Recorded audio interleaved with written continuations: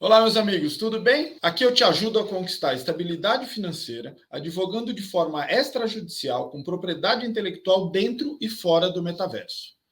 O meu nome é Causa Neto, eu sou advogado especialista em propriedade intelectual e direito digital.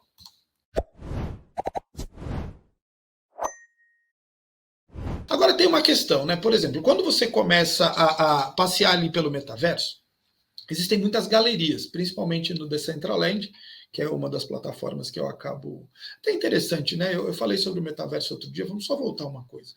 A ideia de metaverso, elas são diversas plataformas interoperáveis, né? Essa é a ideia que é o que vai acabar realmente acontecendo. Mas o que a gente tem atualmente? São balões de ensaio. A gente tem plataformas como o The Sandbox, como o Virbela, como o Decentraland, né? Como o Horizon, que não está disponível no Brasil, que é da Meta. Só que você, ainda são metaversos privados e institucionais, né, vamos dizer assim, porque você ainda não tem a interoperabilidade. É isso que é esse movimento de interoperabilidade que vai realmente fazer a coisa crescer muito. Hoje o que a gente tem são ambientes de interação tridimensional, então você é imersivo. Por exemplo, muito interessante para quem não conhece o Virbela ele tem salas de reunião, ele tem biblioteca, ele tem auditórios, ele tem cinema.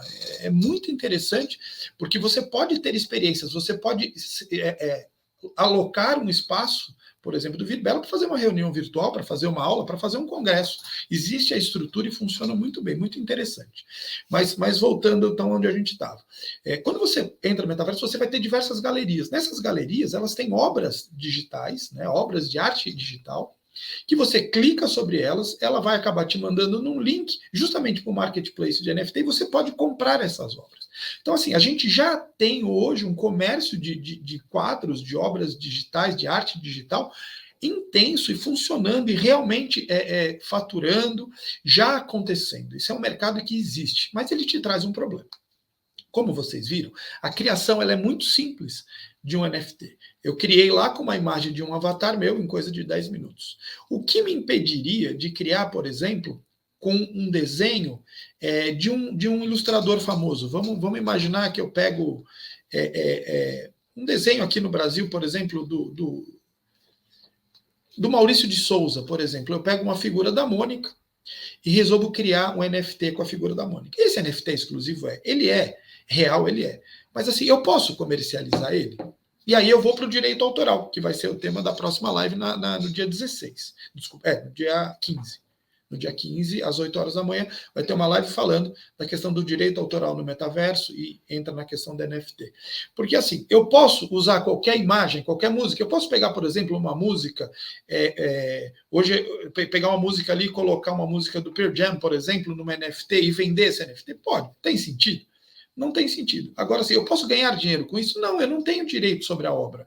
Eu não posso comercializar aquela obra, né? Porque eu vou para a questão do direito autoral. Por exemplo, que eu estava usando o exemplo da figura da Mônica. Eu posso vender uma imagem da Mônica? É como se eu estivesse vendendo uma camiseta com uma imagem pirata. Eu não tenho direito de exploração econômica daquela obra. Esse é o cuidado que a gente precisa ter, porque às vezes você vai ver lá um quadro do Picasso no NFT à venda.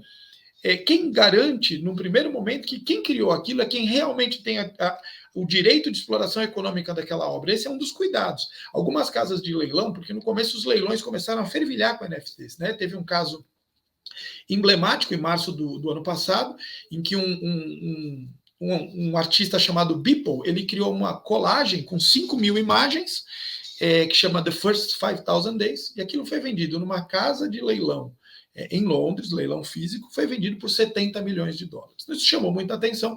As casas de leilão começaram a querer trabalhar com arte digital também e vender os NFTs. Mas o que acaba acontecendo é que, muitas vezes, quem cria o NFT não tem direito de exploração sobre aquela obra e acaba sendo um quadro pirata. É como se eu mandasse imprimir a Mona Lisa e coloco na sala da minha casa. Eu posso fazer isso? Para pôr na sala da minha casa, eu posso. Agora, eu posso querer vender isso dizendo que é um quadro real? Não, isso na verdade, é uma violação ao direito autoral.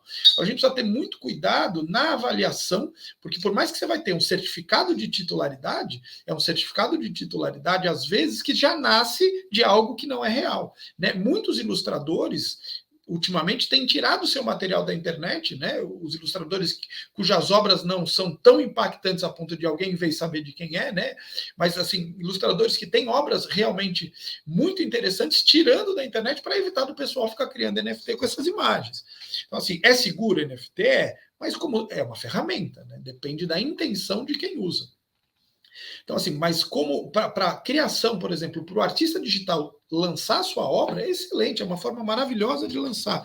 Para, por exemplo, o músico, né? Como a gente tem até aqui no escritório, músicos que lançam materiais, né? Lançam suas músicas através de NFT. E o que é interessante nisso? Imagina um músico que é iniciante, ele lança o NFT, que é como se fosse a primeira versão daquela música, né? A versão original, como se fosse o disco. Vamos imaginar aquelas fitas magnéticas antigamente de estúdio, né? A primeira fita que gravou Help dos Beatles. Imagina o quanto vale aquilo como item colecionável. É a mesma coisa no NFT. Algum artista que está começando a carreira hoje, ele grava NFT, a primeira música dele, a primeira versão da música dele. Quem compra aquilo vai ter um título de propriedade sobre aquele item colecionável. Esse artista ele fica super famoso daqui a 10 anos, aquilo vai valer uma fortuna. Então tem uma questão de investimento também.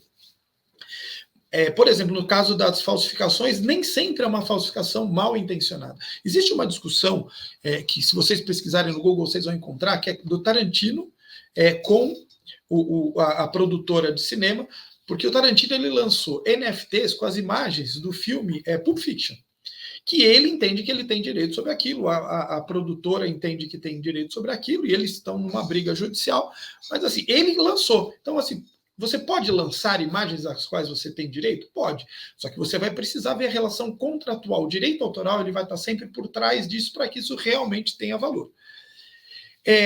E assim, né, o que acaba também tendo uma coisa muito interessante de aplicação para o NFT é você poder usar o NFT como uma forma de garantir o desenvolvimento de uma determinada obra, a criação de uma obra, servindo como um título de direito autoral. Porque o direito autoral, na maior parte da legislação do mundo, ele não depende de um registro, ele depende de você provar novidade e provar cronologia.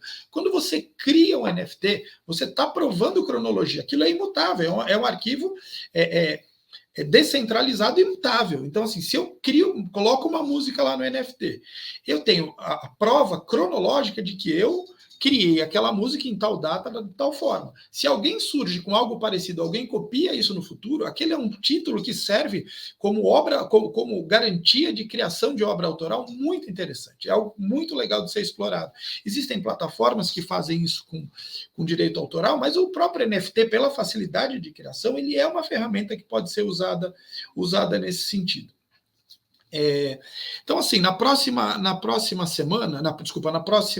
sexta-feira, no dia 13, nós vamos falar de direito autoral mais profundamente, até para entender os detalhes que envolvem, tanto no metaverso, porque ainda é um ambiente que necessita de regulamentação. Os próprios NFTs, como ferramentas, são fantásticos. Uma ferramenta que você tem um título de propriedade rastreável, com todos os metadados, com todas as informações, que poderia até, na imaginação de algumas pessoas, substituir os cartórios. Mas a gente sempre tem questões de fundo, porque, por exemplo, o cartório, a obrigação, né, a utilidade, vamos dizer assim, notarial, não é só fazer um documento que tem a fé pública. Não, ele tem um passo anterior de identificar as pessoas, de ver se aquele direito que está sendo transacionado, ele realmente pode ser transacionado.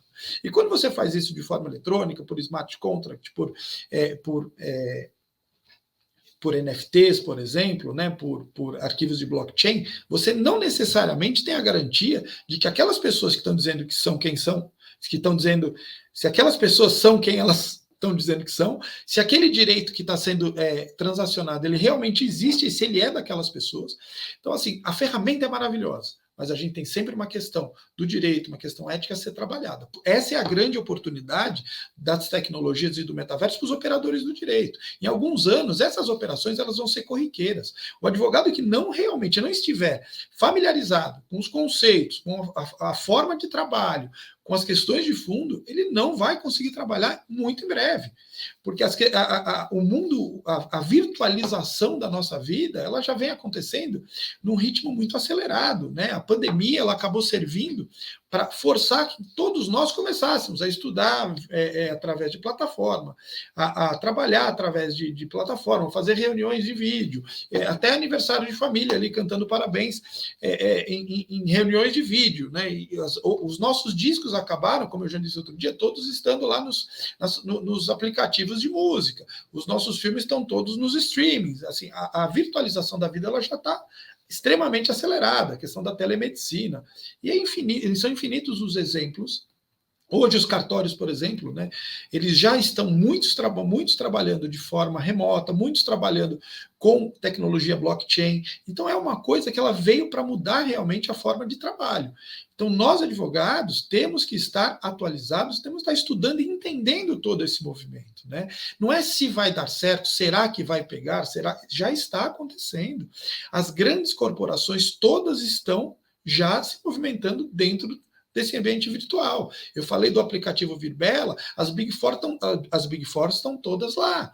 Você tem investimento de empresas fortes, de empresas sólidas, já no metaverso. Lançamento de NFTs, por exemplo, as marcas de luxo da moda, todas lançaram coleções de NFT. Todos esses NFTs foram vendidos por valores altíssimos, né? Então, assim, é algo que já está acontecendo. A gente tem também, por exemplo, uma situação nesses litígios, como eu contei, né, do Tarantino, como eu contei das questões de direito autoral. Tem uma discussão que vale a pena vocês também colocarem no Google para entender a respeito das bolsas da Hermès, que assim, o designer lançou os NFTs daquelas bolsas, mas as bolsas não pertenciam mais ao designer do ponto de vista comercial, né? Porque aí, quando a gente vai para o direito autoral, a gente vai falar sobre isso na próxima live, tem o direito moral do autor e o direito patrimonial do autor. Quando ele cria um negócio e vende, ele está transferindo o direito de exploração econômica, o direito patrimonial, ele fica com o direito moral. Mas o direito moral dá direito de criar um NFT para comercialização? Não. Ele pode criar um NFT para uma coleção própria, ele pode criar um NFT para ter lá como registro da sua obra. Mas ele não pode comercializar se ele tem um contrato transferindo o direito patrimonial para uma outra pessoa, para uma outra empresa.